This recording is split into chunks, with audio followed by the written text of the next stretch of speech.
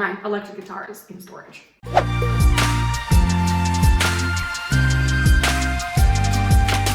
Hello, super friends, and welcome to another episode of Superhero Saturday, where we talk about the art of superheroes, storytelling, and so much more.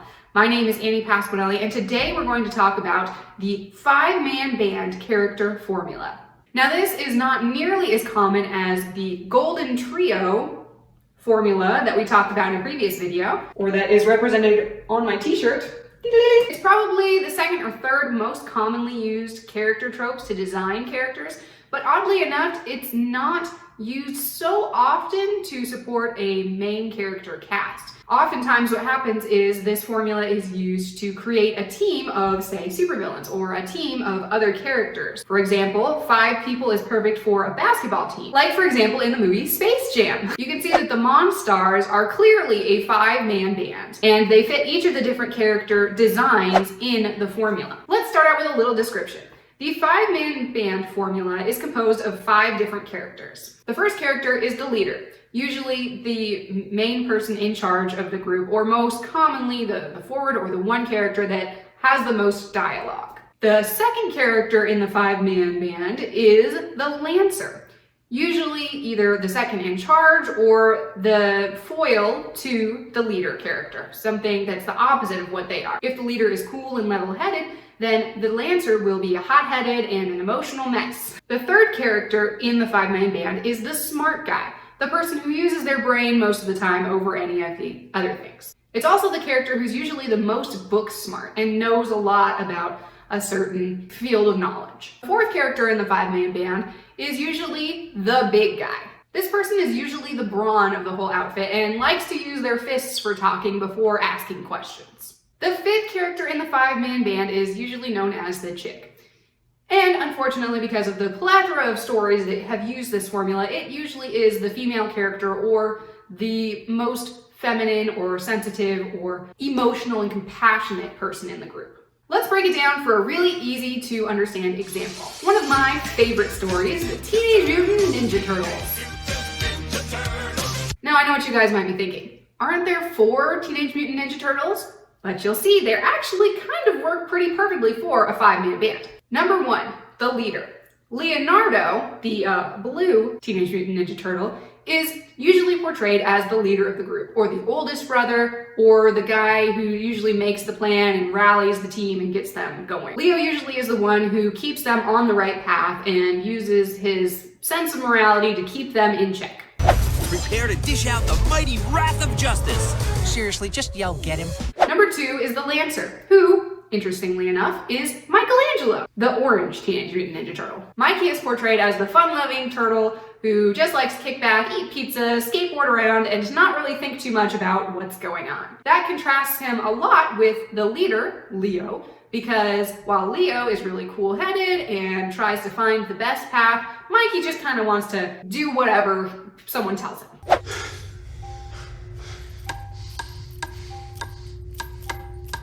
MC Mikey. Number 3 is the brains, and this is Donatello, the purple Teenage Mutant Ninja Turtle. This one is a little bit tricky because it's not always portrayed like this, but in most of the iterations of the TMNT, Donnie is the one who is the computer guy. He does all of the technology stuff, he likes to play video games for, the coding portion of it, and he usually takes care of security for their little sewer lair hideaway. Sir, did you turn the computer on? Have you plugged it in? Yeah, that would help. No, I'm not playing hard to get. I'm telling you, sir, it's not that kind of phone line. I'm not your enemy. I'm just Donnie, your friendly IT tech support, here to help you 24 hours a day, sir. Yeah, I'm sorry, ma'am. Number 4, the big guy, is obviously Raphael, the red Teenage Mutant Ninja Turtle. Like the passionate fury of the color red itself, Raph is always seen as the guy who will punch first and ask questions later. He likes to fight and he likes to train, and usually he likes to be the one who takes down the bad guy. Sometimes he's also portrayed as the leader, but this isn't always the case, and I actually really prefer the Raphael who is the big brawny guy with the lughead brain. Guys? They're coming back! It's time to take out the trash.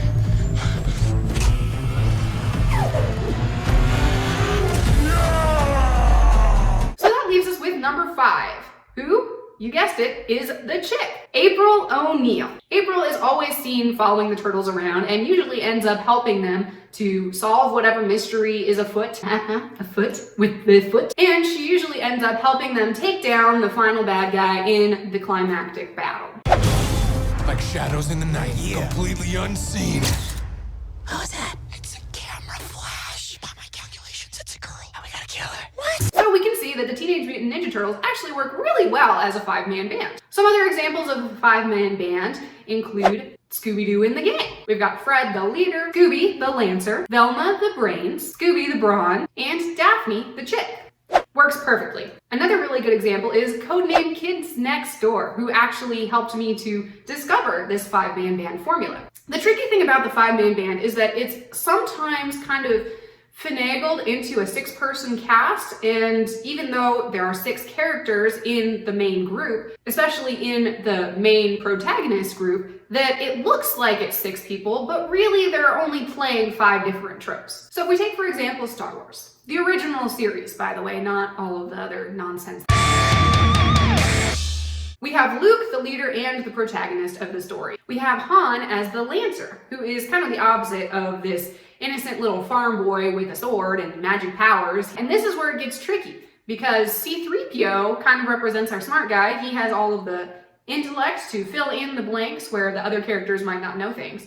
But he has his trusty sidekick in R2-D2. So they kind of work together to become this kind of brains unit, but they have their own dialogue that goes back and forth, their own relationship, their own dynamic. And that's what makes it kind of tricky to see it as a 5-man band rather than as an ensemble cast. The other bits fall in place really easily. We have number 4, the big guy, which is obviously Chewie. Insert Chewbacca noise here. And then we have number 5, the chick, which is Princess Leia. And that double dynamic of having 2 characters play essentially one part in the 5-man band is where we can start seeing this formula pretty much all over the place. I often use the 5-man band system when I want something a little bit more meaty than just a golden trio. But more often what I use the 5-man band formula is for other groups of characters. Because it's so easily recognizable, you can just quickly list off the traits of whatever 5-man band, and the audience will understand that really quickly without having to go into detail, and we can move right on into the action. So for that reason, like I said, it really works well for coming up with a quick team for your heroes to fight against. And another way that this usually works is to have the 5-man band and then have a leader on the outside of that 5-man band, making it a 6 team, but still using the 5-man band formula. This is where, like, Space Jam comes in, because you have the 5 Monstars, and then you have their evil leader who will, tell them what to do, but they're still a 5-man band all their own, and you can characterize them as such without wasting too much time trying to nail in the specifics of each type. If you have any other stories that might fit the 5-man band formula, go ahead and put them in the comments below, and I'll go ahead and give them a quick analysis and tell you what I think they might be. And you can tell me what you think they might be as well. See if we end up on the same page. Also, give us a big thumbs up if you enjoyed, and subscribe to our channel if you want to see more videos every week. You can also hop on over to our Patreon page and support us as a team over there. And go to our website at www.fearless9.com to see all of my books where I use different types of formulas all the time and see how they work over there. Thanks so much for watching, Super Friends, and we'll see you next week.